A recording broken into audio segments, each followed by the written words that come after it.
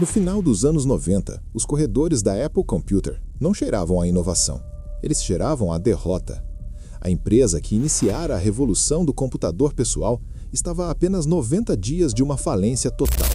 Foi nesse cenário de desespero que um homem, vestindo jeans desgastados e uma gola alta preta, cruzou as portas de onde havia sido expulso 12 anos antes.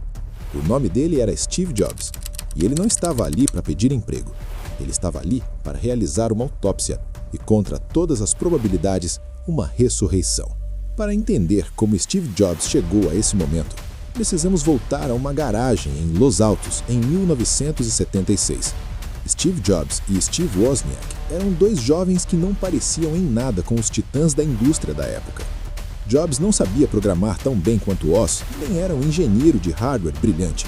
Mas ele possuía algo que ninguém mais tinha: a capacidade de ver o futuro e a insistência maníaca de que a tecnologia deveria ser bela. Eles fundaram a Apple com o desejo de colocar um computador em cada mesa, algo que parecia piada em um mundo de máquinas gigantescas.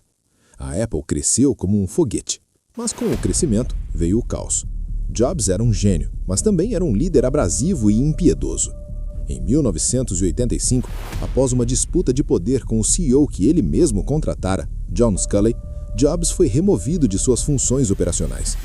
O conselho de administração escolheu a segurança da gestão tradicional em vez da loucura de seu fundador. Steve Jobs, o rosto da empresa, foi exilado da sua própria criação.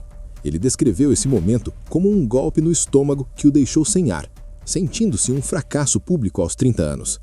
O exílio, porém, foi onde o mestre aprendeu a disciplina. Durante os 12 anos seguintes, Steve Jobs fundou a Next e comprou a Pixar. Ele errou, perdeu milhões e aprendeu que a visão sem foco é apenas um delírio caro. Enquanto isso, sem a alma de seu criador, a Apple se perdeu. Ela tentava vender de tudo: impressoras, scanners, consoles de videogame e dezenas de modelos de computadores que ninguém conseguia diferenciar. A empresa estava morrendo porque tinha medo de dizer não. Em 1997, em um movimento de puro desespero, a Apple comprou a Next para obter seu sistema operacional. Jobs retornou inicialmente como um consultor. Ele caminhava pelos escritórios observando os rostos cansados dos engenheiros. Ele não via uma empresa de tecnologia, via um museu de ideias medíocres. Em uma reunião lendária, ele foi até o quadro branco e desenhou uma grade simples de 4 quadrados. Ele disse: "Aqui está o que precisamos fazer. 2 produtos para consumidores, 2 para profissionais. O resto morre hoje." Jobs cortou 70% dos projetos da Apple em meses.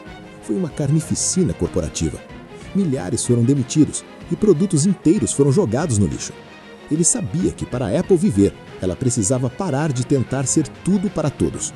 Ele aceitou o cargo de CEO interino, mas recusou um salário nababesco. Ele exigiu apenas $1 por ano. Não era pelo dinheiro, era pela missão.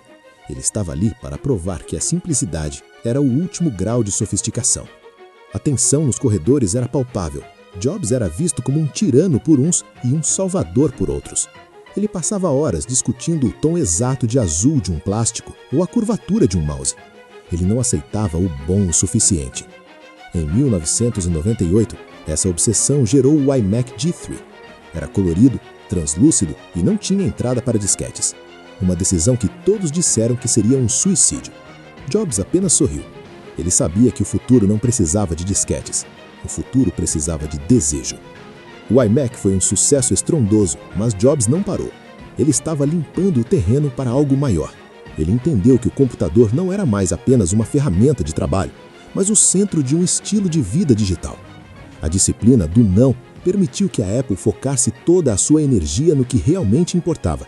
Ele estava transformando a cultura da empresa, de uma fabricante de caixas cinzas para uma marca que vendia identidade e rebeldia. Nos anos seguintes, a transformação foi completa. O homem que fora expulso como um jovem arrogante e instável, retornou com a sabedoria de quem enfrentou o deserto. Ele não buscava mais apenas a glória pessoal, mas a perfeição do produto.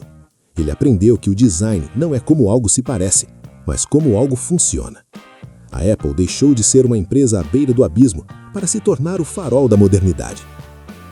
Um retorno de Jobs não foi apenas uma vitória comercial, foi a vitória de uma filosofia.